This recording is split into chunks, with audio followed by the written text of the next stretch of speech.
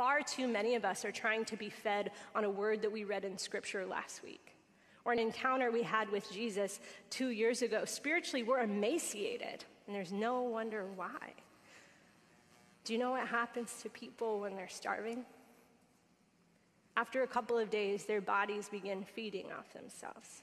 First off of the fat reserves, and then off of more important things, muscle and major organs.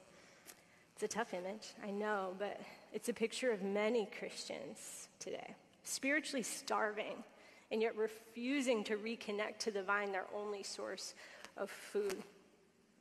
When your soul is starving, it starts feeding off of itself. First, maybe off of peace and joy, then love, till there's nothing left.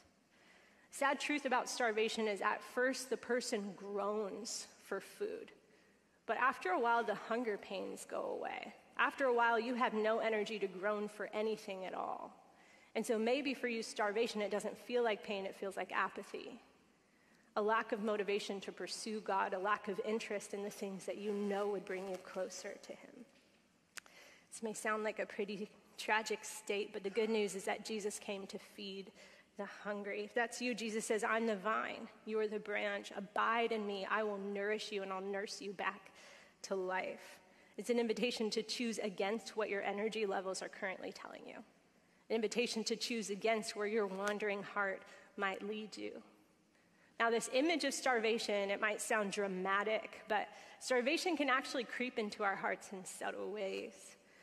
If you flourished in the past, but now you sense yourself withdrawing from the vine, invitation is turn to Jesus. Commit to abide in Him. In return, He promises to abide in you and He'll bring life back to your body.